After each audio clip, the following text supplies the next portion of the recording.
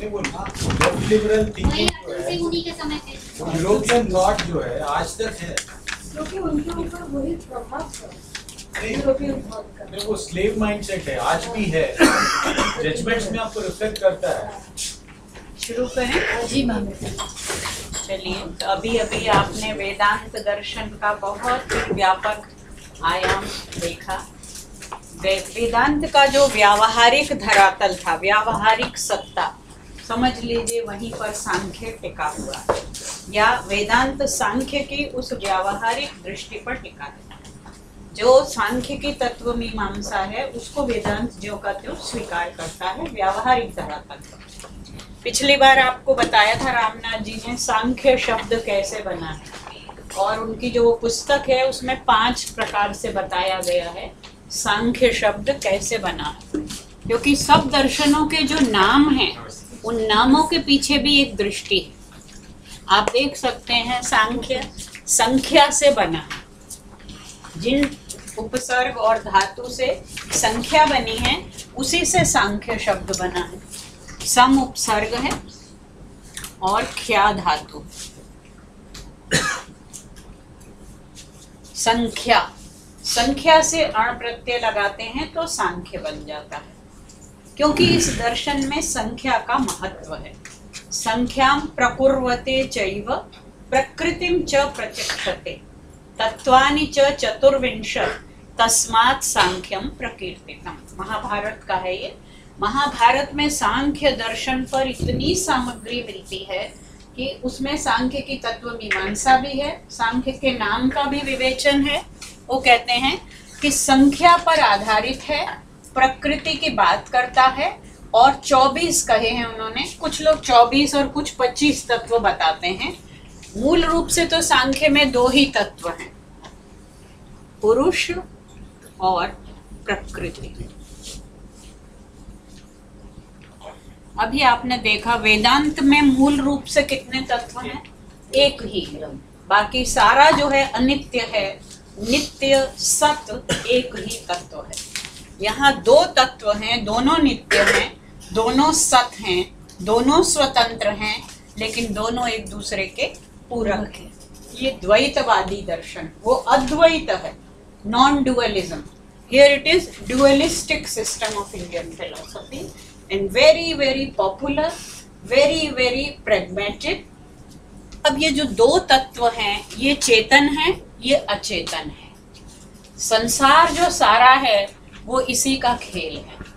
ये तो बिल्कुल एक, इसका नाम है ज्ञ, चेतन है बस, लेकिन और किसी चीज में इसकी कोई आसक्ति नहीं है।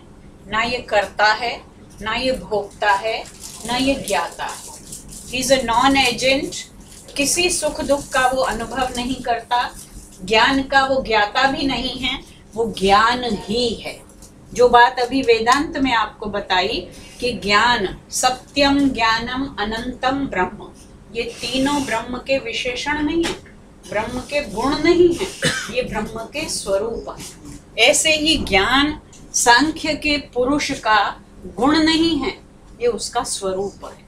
ज्ञान स्वरूप ही पुरुष है। अब आप कह सकते पुरुष क्यों कह रहे हैं उसको, स्त्री कहाँ गई? पूजा जी पूछ सकती हैं, लेकिन अब तक उनको पता है, अब उनको पता चल गया है, क्योंकि अब संस्कृत के क्षेत्र में प्रवेश कर चुकी हैं कि ये पुरुष शब्द जेंडर न्यूट्रल है। यहाँ पर ये लिंगवाची पुरुष नहीं है, ये पुल्लिंग है और ये स्त्रीलिंग है। पुरुष का मतलब है पुरी शेते स पुरुषः। जो पुर में शयन करता है। पुर क्या है? वो हम जिन्होंने वेद पढ़ा था मेरे साथ वो जानते हैं पुरी कौन सी है? अयोध्यापुरी। ये शरीर ही अयोध्यापुरी है। तो ये पुरी जो है, पुर नगर है, नगर में रहने वाला, सोने वाला वो पुरुष है। शरीर रूपी नगर में जो रहता है वो पुरुष है। एक शरीर है, एक शरीरी है। गीता में उसे देह और देही कहा गया है। ये देह है और इसमें रहने वाला देही। जो अभी बताया नित्यानित्य वस्तु विवेक, देह नित्य है या देही? देही। देह अनित्य है और देही नित्य। लेकिन हमारा सारा जीवन, सारा व्यवहार किस पर टिका रहता है? देह पर। सारे हमारे प्रयास, सारी साधना, सारा जीवन, सब कुछ किस पर केंद्रित रहता है? देह पर। कुछ विरले होते हैं आप जैसे भाग्यशाली जो इतनी भीषण गर्मी में वेदांत और सांख्य पढ़ने आते हैं, जिनका ध्यान केवल देह पर नहीं। अगर देह पर होता तो आप सब अपने अपने घर में एसी में बैठे होते, लेकिन आप यहाँ आए हैं क्योंकि आप देह से परे, देह को ट्रांसेंड करके देही के बारे में कुछ जानना चाहते हैं। तो ये पुरुष है, और इस परिभाषा से प्रत्येक प्राणी जो जीवित है वो सब पुरुष है। वो सब पुरुष, जितने भी चेतन हैं, जो चेतन तत्व है वो सारा क्या है? पुरुष है। और जितना भी संसार में अचेतन है वो सारा प्रकृति है। तो ये मैटर है, ये कॉन्शियसनेस है, आधुनिक उसमें टर्मिनोलॉजी में कहा जाए प्रकृति इज मैटर। अब मैटर में कॉन्शियसनेस नहीं है, लेकिन सारा जो ओरिजिनेशन हो रहा है सृष्टि में, जितनी हम डाइवर्सिटी देख रहे हैं, वो सारी कहाँ से निकलती है? प्रकृति। प्रकृति शब्द का क्या मतलब है? प्रकृष्टाकृति ही। प्रकृष्टाकृति ही प्रकृति ही। एक्सीलेंट प्रोडक्ट, और सारे प्रोडक्ट्स कहाँ से निकलते हैं? प्रकृति से। Prakriti is the original cause, original root cause. Root cause, दो शब्द आप प्रकृति शब्द को बिल्कुल याद रखिए, और पुरुष को, क्योंकि अभी कुछ और भी क्लासिफिकेशन हम करेंगे। तो ये दो तत्व ऐसे हैं जो नित्य हैं, एक्सीलेंट, जो सबसे अच्छे या सबसे पहली, दोनों अर्थ हो सकते हैं। Excellent and the primordial cause, creation, primordial, original cause, ये दोनों नित्य हैं, दोनों अनादि हैं, लेकिन ये निर्गुण है। ये जिसे आप अभी गुणातीत कह रहे थे, ये त्रिगुणातीत है।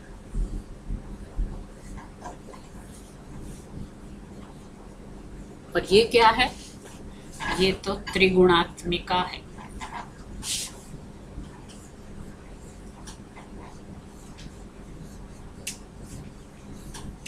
इस पर ध्यान दीजिएगा, त्रिगुणात्मिका। तीन गुण कौन कौन से हैं? सत्व, रज और तम, जिनकी चर्चा पिछली बार रामनाथ जी ने की भी थी कि every product in the world is constituted of these three. उनको हम क्वालिटी नहीं कह सकते, these are the three entities. Prakriti is constituted of these three, they are the three constituents of Prakriti. वो प्रकृति की विशेषताएं नहीं है, प्रकृति में बाहर से जोड़े गए गुण नहीं है। एक एस्पेक्ट गुण की वो भी होती है, न्याय वैशेषिक में उसी को गुण कहते हैं, कि जैसे ये चौक है, ये पेन है, इसका रंग कैसा है? सफेद। ये सफेद रंग इसका गुण है, अलग हो सकता है इससे, हम चाहें तो इसको काला कर दें। लाल पेन भी हो सकता है। किसी भी वस्तु का जो रूप है वो उसका गुण है। स्वाद है, हमने किसी चीज में नमक डाला, उसके बदले हम चीनी डाल सकते थे। उस नमकीन वस्तु को हम खट्टी चटनी के साथ मिला के खा सकते हैं, तो वो केवल नमकीन नहीं लगेगा, अलग स्वाद होगा। ये जो गुण हैं, ये जो प्रॉपर्टीज हैं, एट्रीब्यूट्स हैं, ये तो उससे अलग हैं।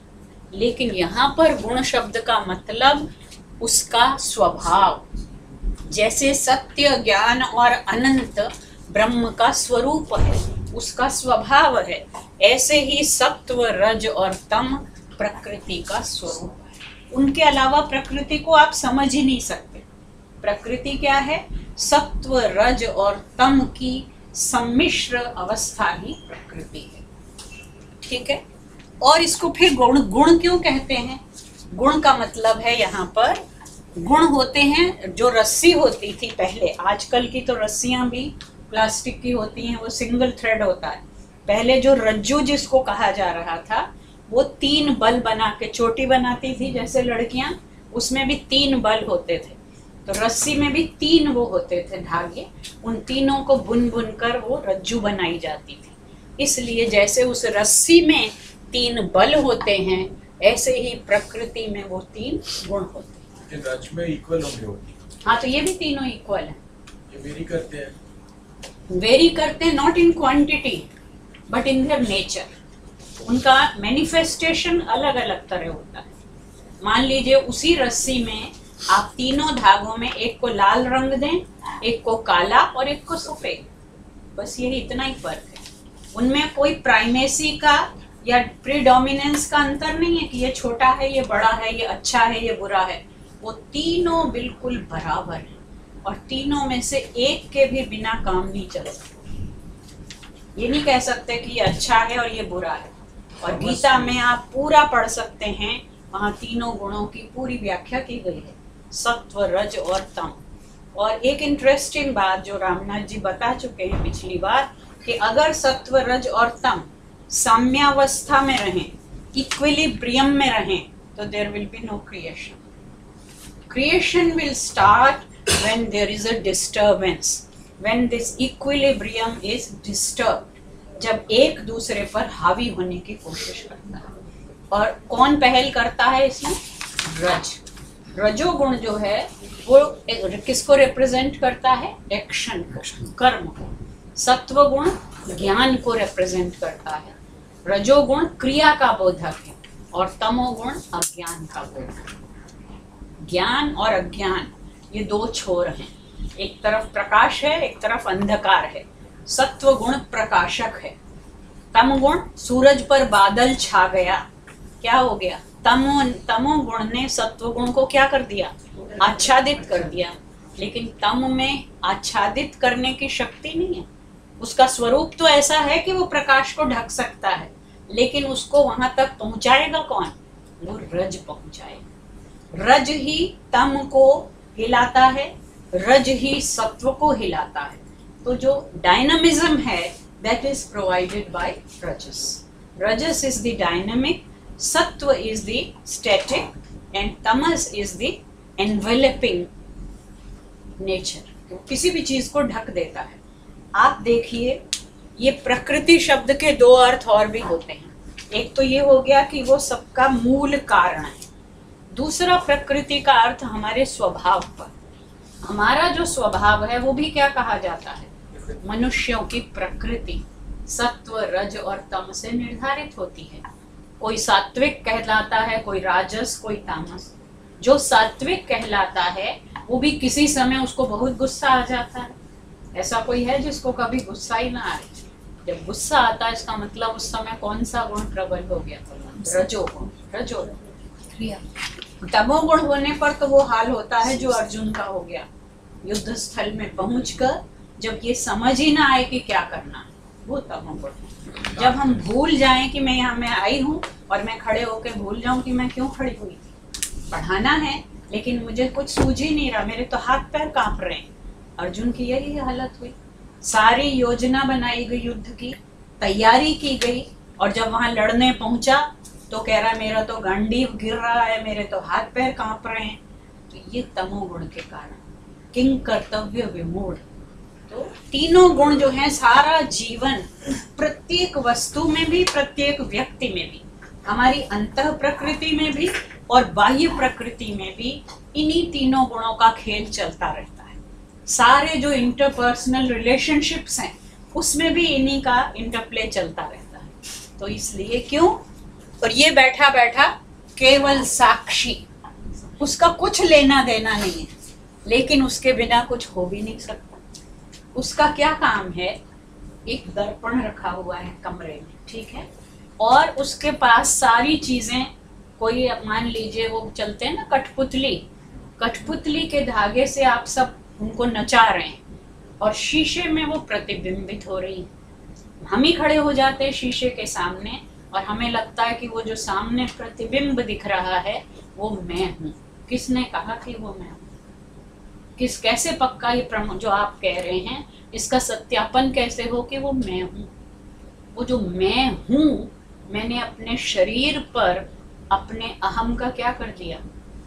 आरोप, या अपने अहम पर मैंने शरीर को क्या कर लिया, इम्पोज कर लिया, जबकि मैं शरीर नहीं हूँ। वो अहम जो है वो तो पुरुष है और शरीर जो है वो क्या है, प्रकृति है। तो प्रकृति नाचती है, कब नाचना शुरू करती है, जब उसे पुरुष का सानिध्य मिलता है। प्रॉक्सिमिटी ऑफ पुरुष और conscious principle activates the matter, otherwise matter is inert. In itself, matter is inert. Matter is activated by the proximity of consciousness. तो ये consciousness है, ये matter है। जड़ प्रकृति में भी क्या होने लगता है, क्षोभ उत्पन्न हो जा, हलचल मच जाती है, और जैसे ही हलचल मचती है वैसे ही सृष्टि प्रारंभ होती है।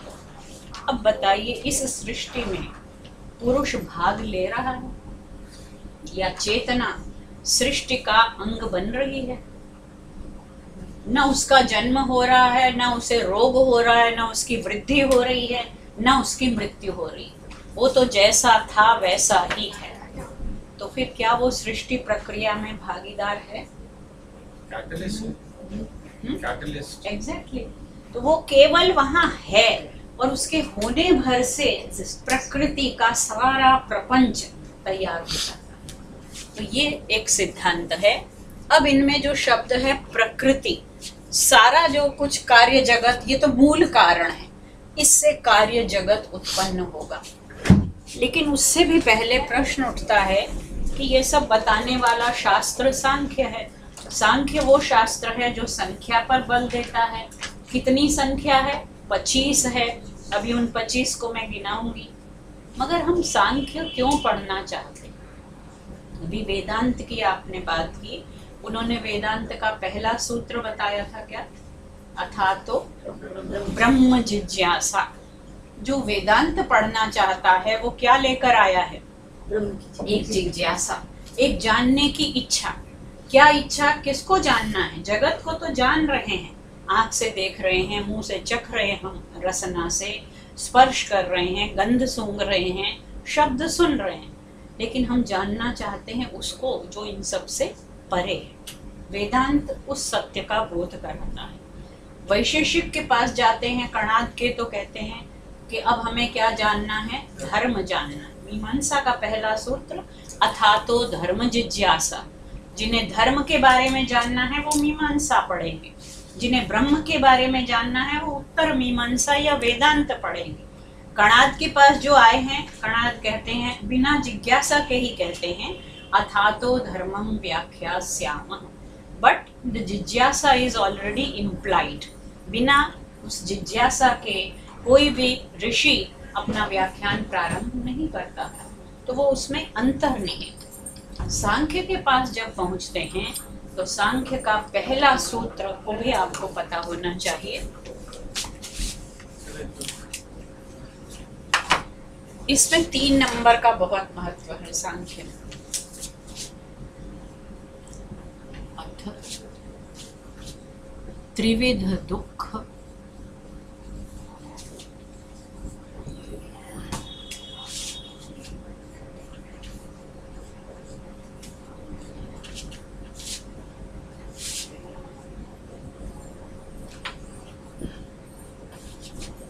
मैंने संधि तोड़ दी है, नहीं तो यहाँ र होता है। ये पहला सूत्र है। सांख्य के प्रवर्तक महर्षि कपिल हैं। अथ त्रिविध दुख अत्यंत निवृत्ति ही अत्यंत पुरुषार्थ। अथ को मंगलवाची माना जाता है। हमारे बहुत से जो ग्रंथ हैं वो अथ से शुरू होते हैं। अथ का वहां रख देना ही मतलब कि हमारा ये शास्त्र, हमारा ये ग्रंथ मंगल होगा। अब क्या करना है? 3 प्रकार के दुख हैं, वो अभी मैं बताऊंगी कौन से 3 दुख हैं, आप सब जानते भी हैं। 3 प्रकार के दुखों की अत्यंत निवृत्ति, एक तो निवृत्ति और एक अत्यंत। यहाँ पर सबसे इम्पोर्टेंट है, यहाँ 2 बार अत्यंत आया है।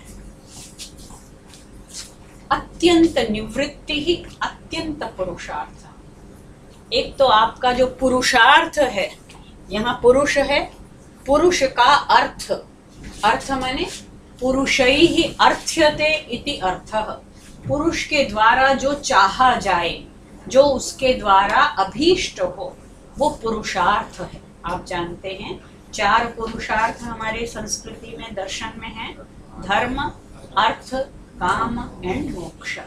पुरुषार्थ चतुष्टय, ये शब्द कैसे बना पुरुषार्थ? जो पुरुष का अभीष्ट है, पुरुष यानी आत्मा, जीव, जीव का जो लक्ष्य है वही पुरुषार्थ है। किसी को अर्थ चाहिए, किसी को काम चाहिए, किसी को मोक्ष चाहिए, किसी को धर्म। ये पुरुष अलग वाला हो गया, ये पुरुष दूसरा वाला पुरुष है। नहीं, वही पुरुष है, जीव, जीव। He doesn't want anything, no, ये पुरुष जो पहले वाला। नहीं, he doesn't want वाली बात तो अभी हम शुरू करेंगे। अभी जब आए हैं सांख्य पढ़ने, अभी तो उन्हें पता ही नहीं है ना कि वो कौन है। वो तो अभी तत्व की बात शुरू नहीं, मैंने पहले शुरू कर दी, लेकिन यहाँ अभी शुरू नहीं हुई है। तो ये पुरुष मतलब जीव, सब जीवों का अभीष्ट क्या होता है? तीनों प्रकार के दुखों से सदा सदा, अत्यंत का मतलब है सदा सदा के लिए, सार्वकालिक, forever, eternally, cessation of suffering, all types of suffering, 3 types of suffering has been envisaged. So the eternal cessation of all kinds of suffering is the ultimate goal of all human beings. तो अत्यंत क्यों कहा यहाँ पर पुरुषार्थ में? क्योंकि पुरुषार्थ तो कभी भूख लगी है, उस समय भोजन ही मेरा क्या है? पुरुषार्थ है, वो मेरा काम है, क्योंकि उसके बिना जीवन नहीं चलेगा। भोजन पाने के लिए मुझे अर्थ का अर्जन करना पड़ेगा, इसलिए वो मेरा पुरुषार्थ है। लेकिन भूख लगी, खाना खाया, 2-3 घंटे तक ठीक रहा, 3-4 घंटे बाद फिर क्या हो गया? फिर भूख लग गई। पैसा कमाया, सामान भर के लाए खाना बनाने के लिए, वो हफ्ते भर में फिर खत्म हो गया। ये अत्यंत पुरुषार्थ नहीं है। बुखार हुआ, डॉक्टर के पास गए, गोली खा ली, कभी ठीक हो गया, कभी नहीं हुआ, किसी का ठीक हो गया, किसी का नहीं हुआ। तो ये जो है ये अत्यंत निवृत्ति नहीं है। निवृत्ति तो हो रही है दुख की, सर दर्द होता है फटाफट हम गोली खा लेते हैं, पहले गोली नहीं खाते थे। तो दुख की निवृत्ति तो और साधनों से भी हो रही है। अगर आप चाहते हैं कि सारे प्रकार के दुखों की सदा सदा के लिए निवृत्ति हो जाए, तो आपको कहाँ आना चाहिए? सांख्य के आचार्य के पास आना चाहिए, क्योंकि सांख्य दर्शन एक रास्ता दिखा रहा है। अभी आपने पूछा था ना कि वेदांत की वैलिडिटी क्या है, तो ये दर्शनकार जो हैं वो तो अपना आपको केवल मार्ग दिखाते हैं कि एक ये रास्ता है अगर आप दुखों से मुक्ति चाहते हैं, एक वो रास्ता है यदि आप ब्रह्म की जिज्ञासा रखते हैं। क्योंकि अगर संसार के सभी व्यक्ति इहा मूत्रार्थ भोग विराग लेकर चलेंगे तो संसार क्या हो जाएगा? फिर तो कुछ बचेगा ही नहीं, सारे के सारे वैरागी हो जाएंगे। तो वो सबके लिए नहीं है, मुमुक्षुत्व सबके लिए नहीं है। शंकराचार्य ने खुद विवेक चूड़ामणि में कहा, मानुषत्वम मुमुक्षुत्वम महापुरुष संश्रयः दुर्लभम त्रयमेव इतत्। ये तीनों ही दुर्लभ हैं, दैवानुग्रह हेतुकम। ये कभी ईश्वर की कृपा होती है कि तीनों एक साथ मिल जाते हैं। क्या क्या? मानुषत्वम, पहला मनुष्य का जन्म, ये सबको सदा नहीं मिलता, एक बार मिला है, पता नहीं किस कारण से मिला, कौन से प्रारब्ध और कौन सी कृपा, अहेतु की कृपा हुई है। तो मानुषत्व सबसे बड़ा पहला जो संयोग है वो है मनुष्य का जन्म में, दुर्लभ संयोग। दूसरा, मनुष्य तो हजारों लाखों करोड़ों पैदा हो रहे हैं, मर रहे हैं। मुमुक्षुत्व, कितने हैं जो मोक्ष चाहते हैं? वही जो मोक्ष चाहते थे पहले दर्शन पढ़ने आते थे, अब तो दर्शन का लक्ष्य ही मोक्ष नहीं रहा, सारी वेस्टर्न फिलॉसफी पढ़ाई जाती है। वो लोग तो कहते हैं कि मोक्ष ने भारतीयों को क्या बना दिया, शंकराचार्य ने सारी की सारी पीढ़ी को अकर्मण्य बना दिया, और उपनिषदों ने सारे भारतीय चिंतन को पेसिमिस्ट बना दिया। तो वहाँ दर्शन में आजकल कोई मोक्ष की बात नहीं करता है, लेकिन भारतीय दर्शन का चरम पुरुषार्थ क्या है? मोक्ष। परम पुरुषार्थ भी मोक्ष है, चरम पुरुषार्थ भी मोक्ष है। इसलिए जब आप दर्शन पढ़ने आए हैं तो आपका पुरुष, और ये जो 4 पुरुषार्थ बताए, धर्म अर्थ काम और मोक्ष, ये एक्सक्लूसिव नहीं है। ये नहीं कि एक जना धर्म का पालन, पंडित जी वहाँ पुजारी जी बैठे हैं, धर्म संभालना उनका काम है, पैसा कमाना वणिक का काम है, कामनाओं का भोग करना किसी और का काम है, और मोक्ष के रास्ते पे जाना केवल सन्यासियों का काम है। ऐसा नहीं है। प्रत्येक व्यक्ति के जीवन में ये चारों संतुलित रूप से होने चाहिए। अर्थ का भी सेवन करें तो धर्म को सबसे पहले रखिए, इसलिए हमने धर्मशास्त्र पहले पढ़ाया, अब मोक्ष शास्त्र पढ़ा रहे। तो धर्म पूर्वक अर्थ का सेवन, धर्म पूर्वक काम का सेवन, धर्म पूर्वक मोक्ष की ओर प्रवृत्ति।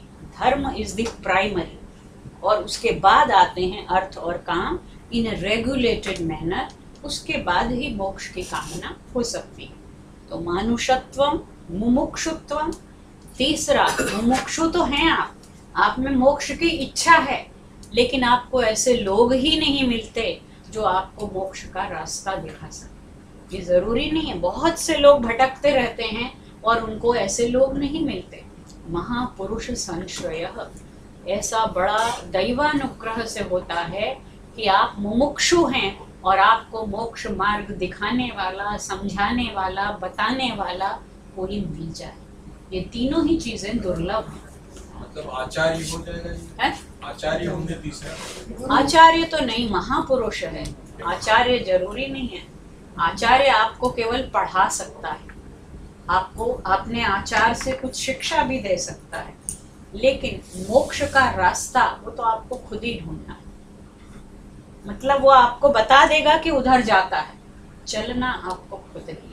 महापुरुष जो होंगे वो आचार्य भी हो सकता है, आचार्य आचार्य भी हो सकता है, लेकिन कभी कभी आचार्य ने कोई चलता फिरता व्यक्ति आपको कुछ ऐसी सीख दे जाता है, बिल्कुल पता नहीं कब कौन किस रूप में मिल जाता है और आपके जीवन की दिशा बदल जाती है। जैसे चंडाल और शंकराचार्य। बिल्कुल, शंकराचार्य को उनके दर्शन का जो तत्व बोध था वो उसीलिए उन्होंने उसको जवाब, जब नहा के निकले गंगा से, और स्टोरी ये है, कल ही मैं पढ़ रही थी उनकी बायोग्राफी, कि वो बनारस पहुंचे, वहां बैठकर ही उन्होंने सारे भाष्य और वो सब लिखे हैं।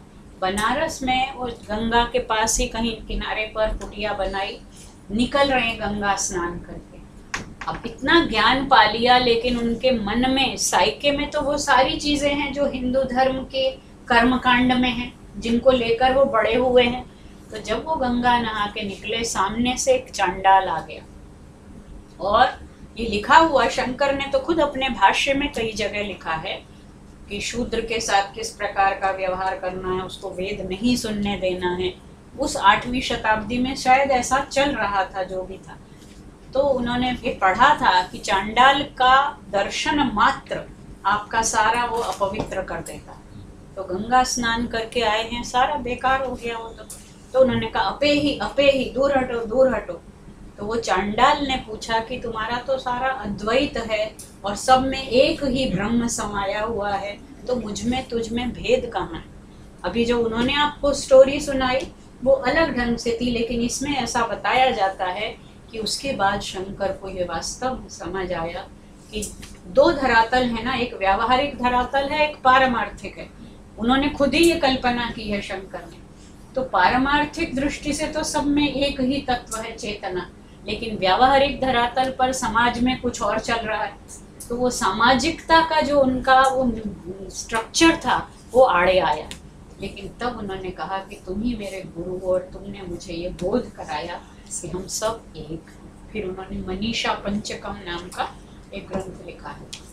अब ये पता नहीं उन्होंने लिखा है, शंकर के नाम से सैकड़ों प्रकरण ग्रंथ प्रचलित हैं।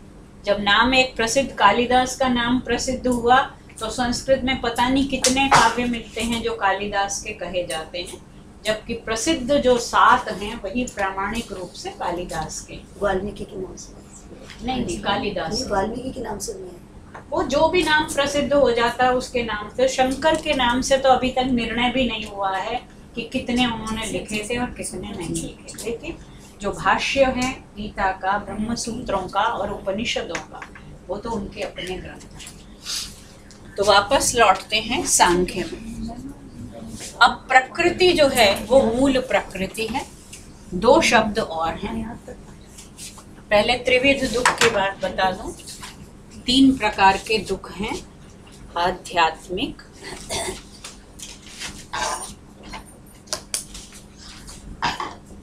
आधि भौतिक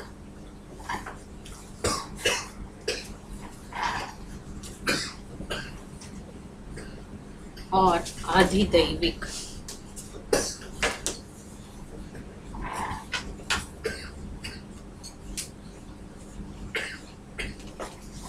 जो जैसे उन्होंने बताया कि दुख तो अनंत हैं, लेकिन उनको 3 कैटेगरीज में बांट दिया। न्याय दर्शन में 21 दुख गिनाए गए हैं। उनमें सबसे पहला दुख शरीर को ही गिना है कि पहला दुख ये शरीर ही है। ये ना हो तो दुख होंगे ही नहीं। लेकिन वो तो दुखों की संख्या है, ये दुखों के प्रकार हैं। 3 प्रकार हैं। पहला आध्यात्मिक, जो कुछ इस शरीर के अंदर हो रहा है, जो भी कष्ट इस शरीर में अनुभव होता है, उसे क्या कहते हैं? आध्यात्मिक। In this indwelling body. और वो 2 प्रकार का हो सकता है, शारीरिक और मानसिक। वो सारे दुख, चाहे वो फिजिकल हो चाहे वो मेंटल हो, जो इस बॉडी के अंदर हम अनुभव करते हैं, वे क्या हैं? आध्यात्मिक है। हम आध्यात्मिक को प्रायः समझते हैं स्पिरिचुअल। वो स्पिरिचुअल नहीं है। संस्कृत में अध्यात्म शब्द बनता है अधि आत्मनि, कि आत्मा जहाँ रहता है उसमें जो कुछ हो रहा है। आत्मा पहले बता दिया शरीर में रहता है, तो शरीर के भीतर जो कुछ हो रहा है वो सब आध्यात्मिक है। और बाहर जो हो रहा है वो आधि दैविक है, प्रकृति में जो हो रहा है। और दूसरे प्राणी, भूत का मतलब प्राणी, दूसरे प्राणियों से जो दुख मिल रहा है वो आधि भौतिक है। तो शारीरिक और मानसिक ये सब आध्यात्मिक हैं। और आधि भौतिक, दूसरे प्राणी, सांप ने डस लिया, बिच्छू ने डस लिया, मच्छर ने काट लिया, बीमारियां लग गई, वो सब क्या है? आधि भौतिक है।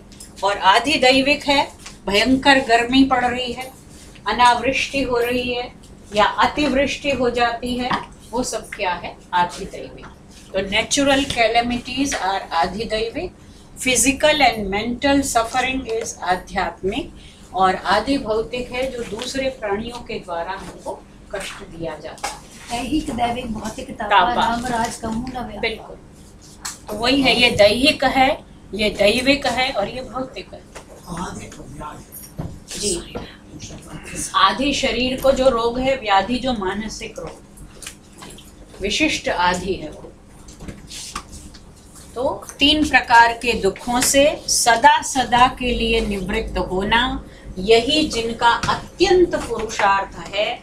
जो 2 तरह के पुरुषार्थ, केवल पुरुषार्थ और अत्यंत पुरुषार्थ। केवल पुरुषार्थ है तो आप डॉक्टर के पास जाइए, आपको तकलीफ हुई है वो दवा दे देगा।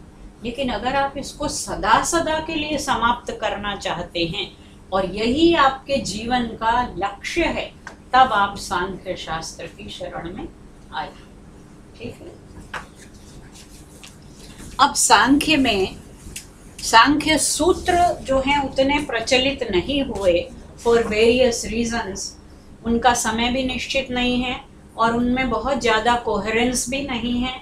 उसके भाष्य और दूसरे भी जो ग्रंथ थे वो बहुत प्रामाणिक नहीं है। तो जो एक सबसे प्रचलित और प्रसिद्ध ग्रंथ हुआ उसका नाम है सांख्य कारिका। सांख्य कारिका ये एक प्रसिद्ध ग्रंथ है ईश्वर कृष्ण का, यही प्रसिद्ध हुआ। इसमें 72 कारिका का मतलब होता है श्लोक। जब कविता में होता है तो उसे श्लोक कहते हैं, श्लोक उस छंद का नाम है।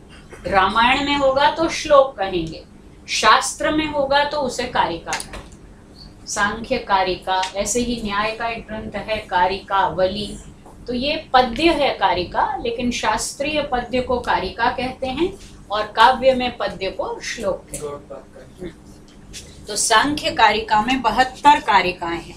मैं केवल एक कारिका आपको बताना चाहूंगी, वो लिख लीजिए।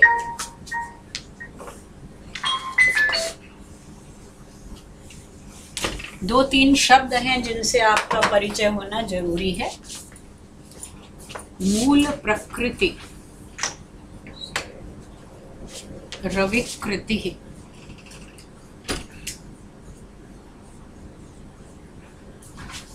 महदाद्याः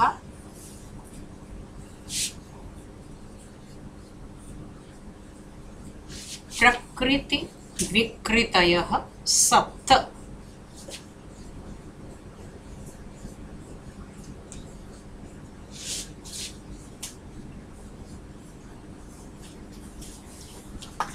षोडशकस्तु विकारो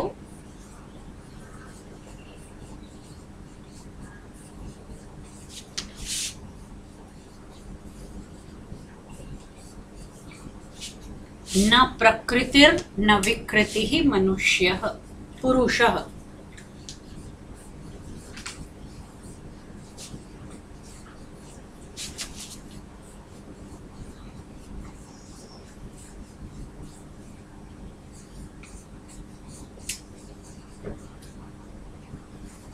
मैंने आपको बताया इसमें 25 तत्व हैं। पहली का नहीं, पहली नहीं है, दूसरी है। फर्स्ट इशू आप शास्त्रीय कारिका जो कह रहे थे, शास्त्र में जो पद्य होता है, वर्स होती है, वर्स, उसको हम कारिका कहते हैं।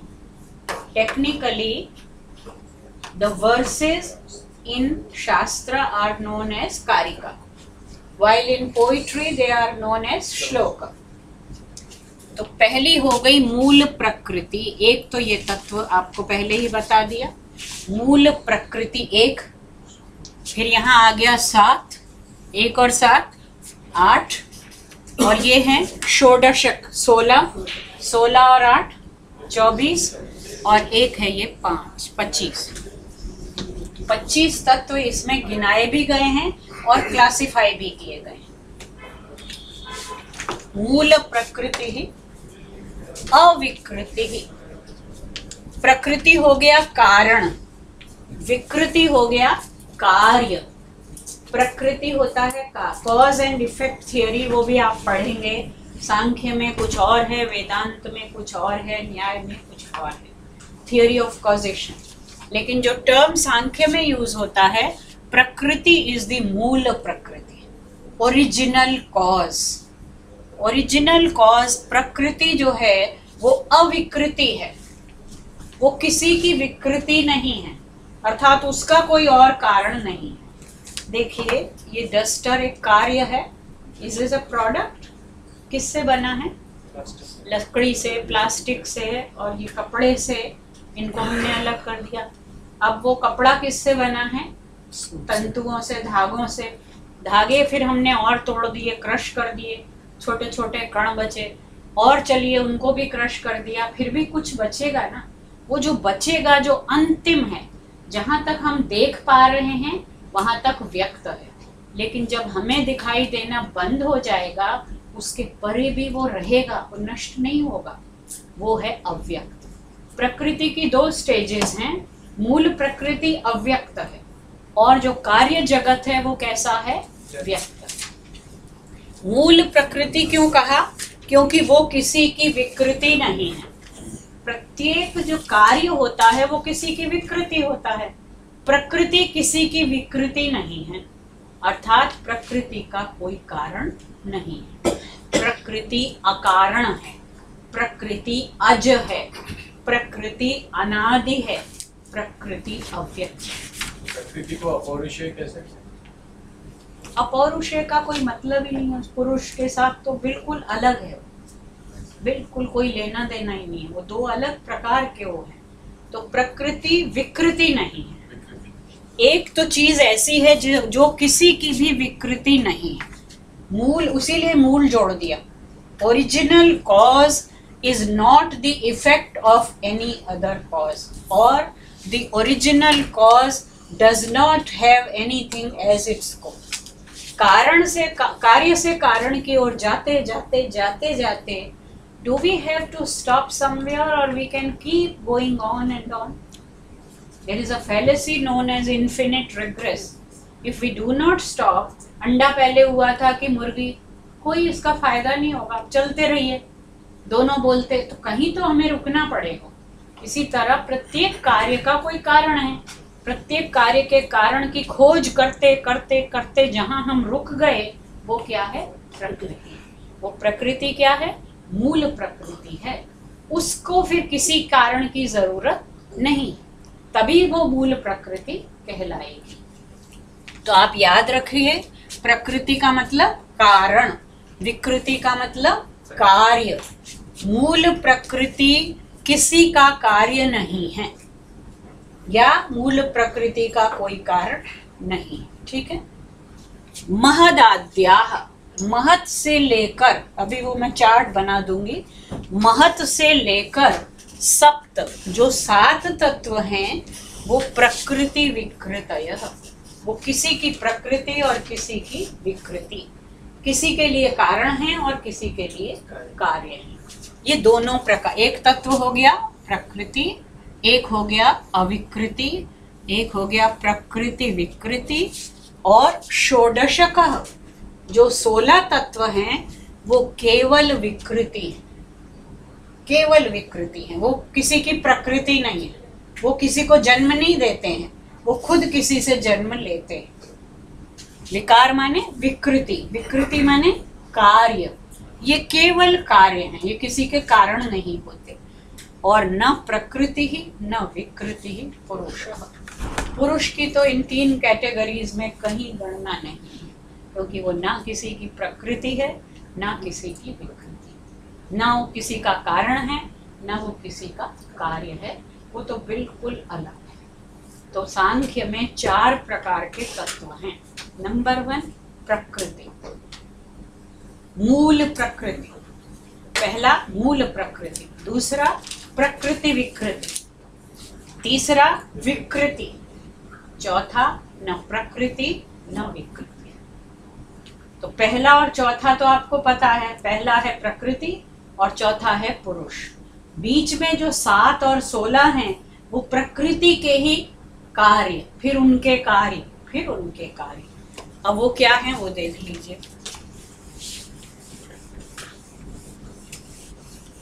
और ये आशा करना बेकार है कि अभी के अभी आपको सारा समझ आ जाए, क्योंकि सारा मैंने तो एक आपके सामने खाका खींच दिया। अब जब आप सांख्य पढ़ेंगे तब धीरे धीरे इस बात को आप समझेंगे। पहला हो गया प्रकृति, पेन दूसरा है ये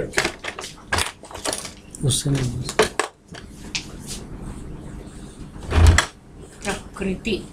इस प्रकृति के कई नाम हैं, मैं लिख देती हूँ। प्रधान, अव्यक्त और मूल, ये सब इसी के नाम हैं। मूल प्रकृति, प्रधान या अव्यक्त। अनमैनिफेस्ट कॉज, प्रकृति से जो सबसे पहले तत्व उत्पन्न होता है उसका नाम है महत। महत, महत का मतलब क्या है? बुद्धि। सबसे पहले बुद्धि की उत्पत्ति होती है प्रकृति से। महत से उत्पन्न होता है अहंकार।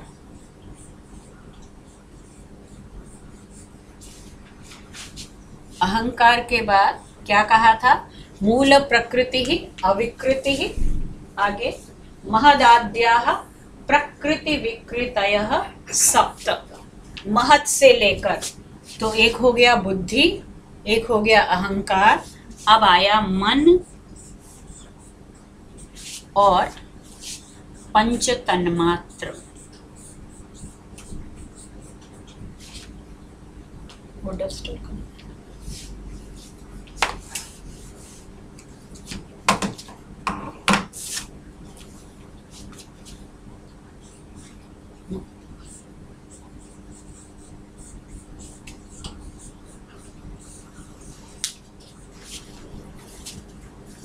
महत, अहंकार और पंचतन। मन अभी नहीं है, मन अभी इसके बाद आए।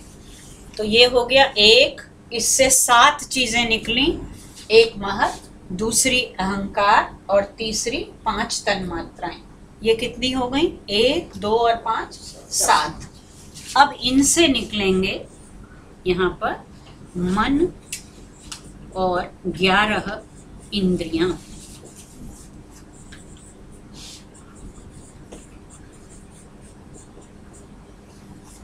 मन और 11 इंद्रियां, ये 12 हो गए।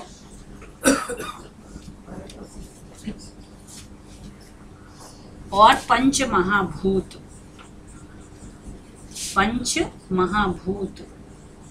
टोटल 16।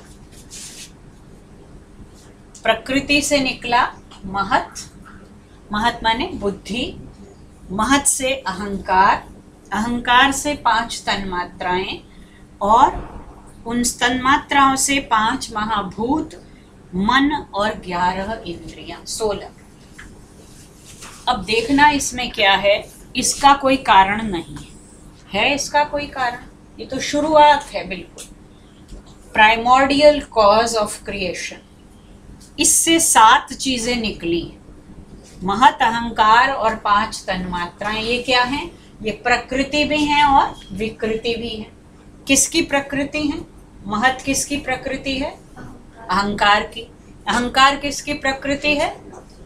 पंच तन्मात्रा की। और ये विकृति किस किस की है? महत किसकी विकृति है? प्रकृति की।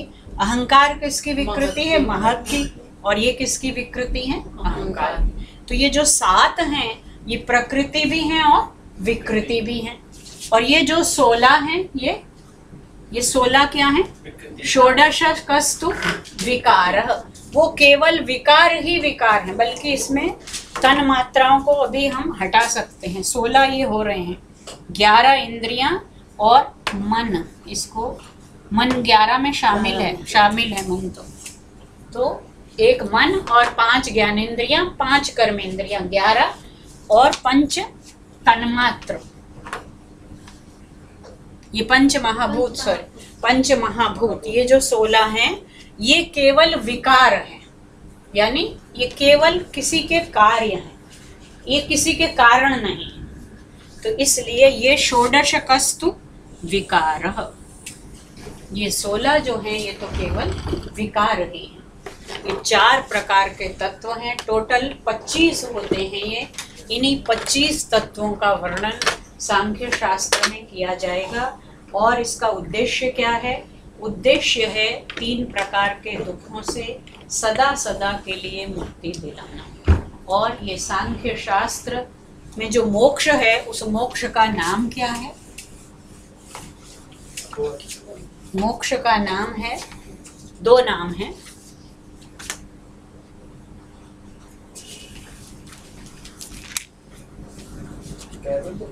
नहीं, कैवल्य तो योग में है। व्यक्ता व्यक्त, ज्ञ विज्ञान। व्यक्त कौन है? व्यक्त जगत है। अव्यक्त क्या है? प्रकृति है। और ज्ञ कौन है? पुरुष। ये 2 एक्चुअली गिना दिए अलग अलग, लेकिन ये अलग नहीं है। अव्यक्त को ही क्या करना है? अव्यक्त ही व्यक्त होता है, वो तत्व तो एक ही है, प्रकृति। लेकिन इन तीनों का विज्ञान, विशेष रूप से इनको जान लेना, यही सांख्य के अनुसार परम ज्ञान है। ये ज्ञान मिल जाने पर पुरुष को मुक्ति मिलती है। पुरुष तो स्वरूपतः मुक्त ही होता है, लेकिन वो अपने आप अपने को किसके साथ जोड़ लेता है? प्रकृति के साथ, और स्वयं को बंधन में मानने लगता है। उस मानने वाले अज्ञान से जब वो मुक्त हो जाता है, जब उसे ये ज्ञात होता है कि न मैं व्यक्त हूँ न मैं अव्यक्त हूँ, मैं तो कौन हूँ? ज्ञ। इसी का दूसरा नाम है सत्व पुरुष अन्यता ख्याति।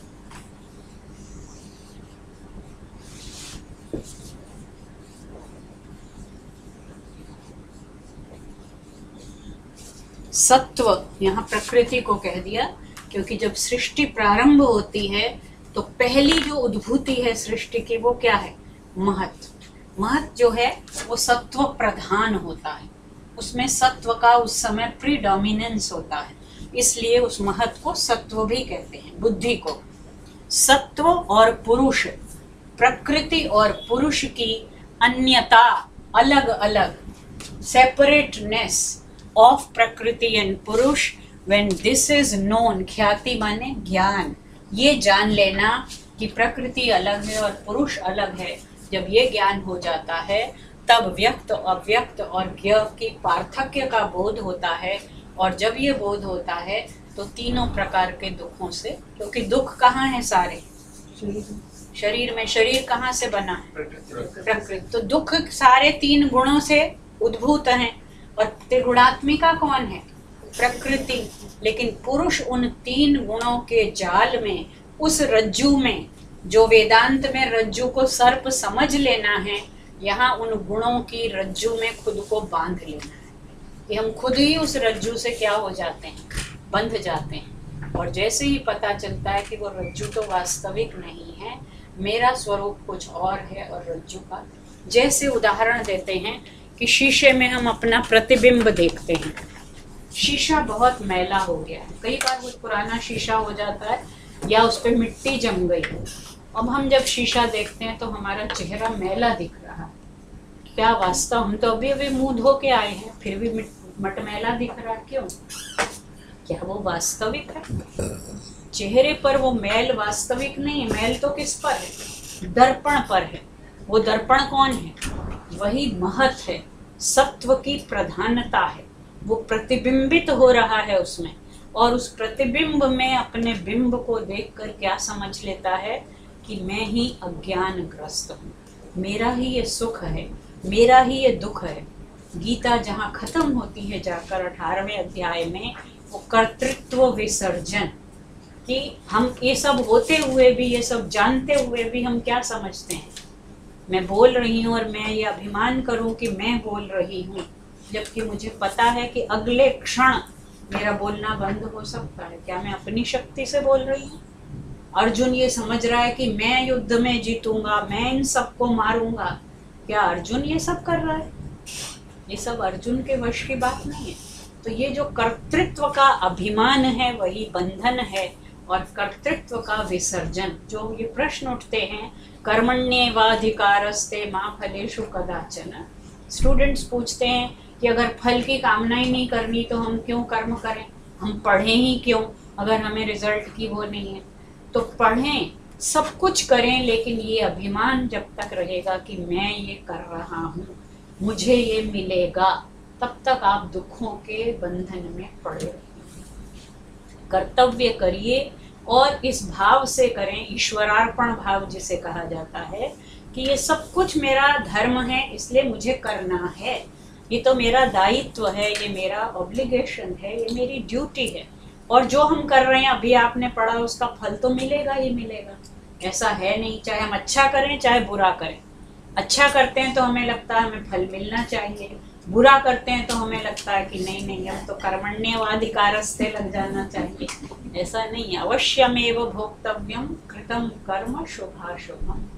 तो ये सांख्य शास्त्र एक अलग प्रकार का ज्ञान है, और ये दो तत्वों के द्वारा, उन दो में भी एक तत्व के 24 या 23 भेद और बताकर ये हमें पूरी व्याख्या देता है कि कैसे संसार में तीन गुण जो हैं, प्रकृति त्रिगुणात्मिका है, उस त्रिगुणात्मिका प्रकृति का रचाया हुआ एक ड्रामा है, एक प्रपंच है। और जैसे हम ड्रामा देखने जाते हैं, पिक्चर देखने जाते हैं, और अपने को हम रोने भी लगते हैं। क्यों रो? वो वास्तविक तो नहीं है, वहाँ कुछ हो रहा है और हमें मालूम है कि ये तो केवल प्रोजेक्टर द्वारा दिखाया जा रहा है, दिन में 4 बार 6 बार दिखाया जाता है, ये वास्तविक नहीं है। लेकिन फिर भी हम आइडेंटिफाई कर लेते हैं, इसलिए रोने लगते हैं, हंसता है तो हंसने लगते हैं।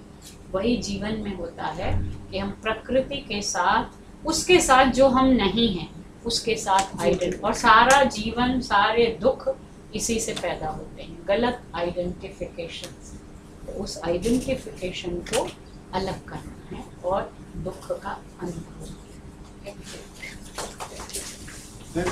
जी मैं नोट नहीं कर पाया जी। 4 चीजें थी ना, मूल प्रकृति, मूल प्रकृति अविकृति है, अविकृति है, किसी की विकृति नहीं है। महदाद्यः जो महत से लेकर 7 हैं वो क्या हैं? वो प्रकृति भी हैं और विकृति भी। प्रकृति विकृति, किसी की प्रकृति है और किसी की विकृति है। तो चार बताइए तो आपको हाँ चार हैं। पहला प्रकृति, दूसरा प्रकृति विकृति, तीसरा केवल विकृति, चौथा न प्रकृति न विकृति, वो पुरुष। हाँ छोड़ दे, अगला गेट पे रहना, गेट पे रहना।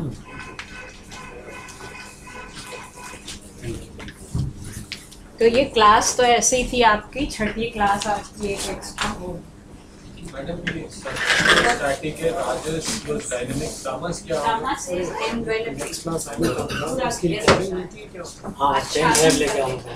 सत्व का रंग Therefore its occurrence or सत्व darkness. का रंग सफेद है, रज का रंग लाल है और तम का काला। सत्व का सफेद ट्रांसपेरेंट, रज का लाल क्रियाशील का और तम का काला।